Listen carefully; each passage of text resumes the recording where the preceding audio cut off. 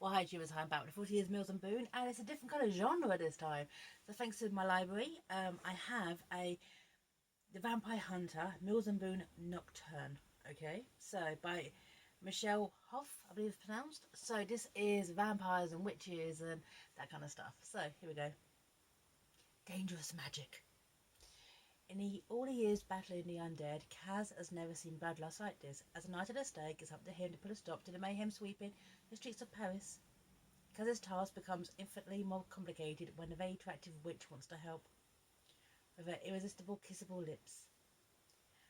Zoe just feels right to Kaz, the way no mortal woman has ever has before. Like the sworn enemy of the supernatural, can we trust a witch with secrets of her own? Okay, so vampires in Paris. Okay, witches in Paris. And I like this book, okay, it starts very strong straight away. Now, I will give Michele Hauf some respect. It's got a really, really good turn on how to turn a phrase, okay? Straight away. Starts with Kaz on the street, kind of being recruited into the Order of the Stake, that's what it's called, okay? And then he comes across some vampires, he stakes them, he fights them, and meets Zoe, and it's page 15. Here we go. Right. As he looks over her, he took a long stroll over her black hair, streaked on one side of her face. Her heart-shaped face was shadowed. As he looked her over, he took a long stroll over her black hair, streaked on one side with white. Her heart-shaped face was shadowed by the night. Her soft grey blouse rippled with the movements, hugging her narrow figure. Black high-waisted slacks emphasised long legs that ended in heeled boots. Sexy in business kind of way. Lips had been off so thick and plush and so pink, Kaz would have marked it as just another accountant or pencil pusher. But that kiss, all pink and partly open, and he swallowed kissable. The mouth distracted him. Straight away he meets her, he kisses her. He can't resist kissing her. Because she's a witch. She's a very, very powerful witch in Paris. And get this, the whole idea of this world, okay, of fairies and witches and vampires and that kind of stuff, is there is this drug called fairy dust, okay, which is basically making vampires who, according to this book, lead kind of normal lives, even have families and children, that kind of stuff, go nuts. Did shiny things, okay, like sparkly things. It's making them go crazy, okay. And Kaz is trying to figure out what's going on, and Zoe kind of teams up with him, okay, to find the person manufacturing this magic dust, okay, right. As we work with vampires, normal fairy dust causes instant addiction. This new stuff compounded that addiction with an unreal craving for sparkly stuff. And sometimes the sparklies, the dust freaks, went after pieces of jewellery, attached to innocent humans. Magic dust, is that what they call it? Yep. Because hating that the substance carried an appealing name, of course, that's how most drugs were named to attract attention. You know, it drives vampires crazy for anything that sparkles. Yeah. So, Kaz needs to find out, okay, who's manufacturing this fairy dust, okay? And Zoe who uses words, okay, like, oh my goddess, who is, well, I like this, witches are immortal if they eat the heart of a vampire, and they're doing absolutely human, okay? So, I don't know how actually done that yet. And she's so goddamn naive, it's so stupid, okay? She's a very smart woman with amazing chemistry kit, living in Paris, and I'll be honest, she's thick. She's stupid, okay? And it's interesting seeing this world. Now, I'm not sure what's part of this other kind of world of Mills and Boon, okay? But characters who come into it have fantastic backstories. Like this bit here, okay? This bit here. A flash of red caught her eye as she strolled up the back way through her garden. Her neighbour Lillian, who was also wit, who'd seen the French Revolution, and not to mention Joan of Arc rise and fall, waved to her amidst a tall crop of hollyhocks that had gone to seed. Wow. I want to say about Lillian. A witch in the French Revolution. Seriously, Simon, where's that story? Give me that. Give me that. Okay? Right. Right. But the thing is, Lillian is there also as an info dump, okay? Who explains more about the Order of the Stake and what they are and these vampire hunters. Okay? Like this bit here, okay?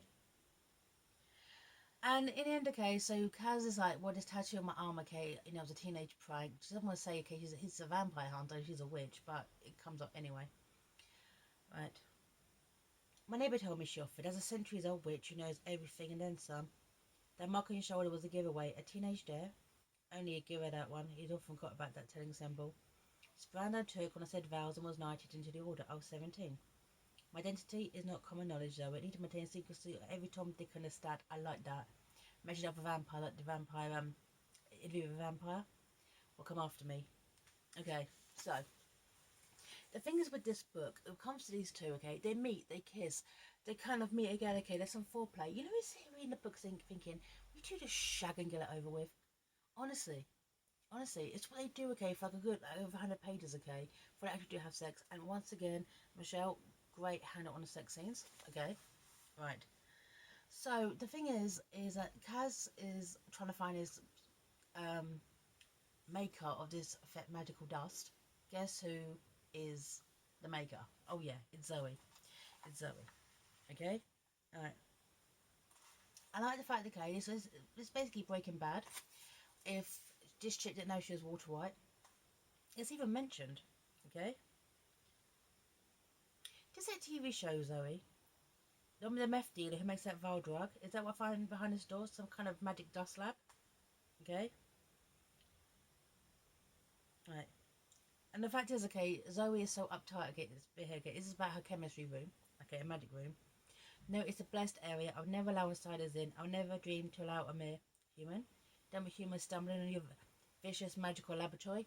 Basically, what happened was Zoe's ex, who actually gave a scar across her face, by the way, so not actually just a friend, okay, Luke, who is a vampire, was addicted to the first brand of this dust. So Zoe made a new one, okay, to cure Luke.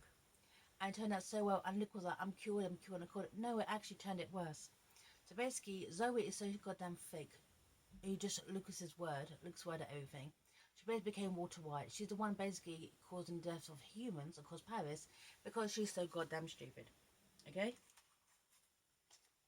This bit here. This bit here. Right. No one's allowed in her spell room. She has smudged it and consecrated the space and made pure because of that. Anyone with a human or paranormal touching things or walking the floor will contaminate that purity. It's comparable to him spitting on her food. Well, darling, you just spat on his face. He could have been a goddamn drug manufacturer. Okay? Right. Yeah, you became that by becoming a drug manufacturer. Okay. Right. Right. It's not a cure, but it seems to Zoe, you're turning them into dust-crazed monsters who destroy human lives in instant quest for anything that sparkles. He shook her head adamantly, refusing to believe his lies. She'd help Luke. He told her he was getting better. Though she yet to see him in person, could he possibly have lied? Oh, she's so goddamn thick. She's so goddamn thick and good and stupid and friggin' naive. Naive. That's the problem with this book, okay, is when the protagonist finds vampires and no one basically helps them. She's like a friend to all living things, including vamps. Right. This bit here, okay, is when they meet the big bad guy, okay? He's called Mauritius. I love that name, by the way. Perhaps he was so naive, Mauritius nodded towards Switch, who basically, she's a pink-haired vampire. He straight towards Zoe, and yet, I know only a strong magic can alter fade us. The strongest not sanctioned by the light. Isn't that so? Do you fellow witches know what you're capable of? I admire you. You're such a man that conceals the strength you harbour within. Marvellous. What is done, easy overlooked. Yes, I need you to begin work on the next batch.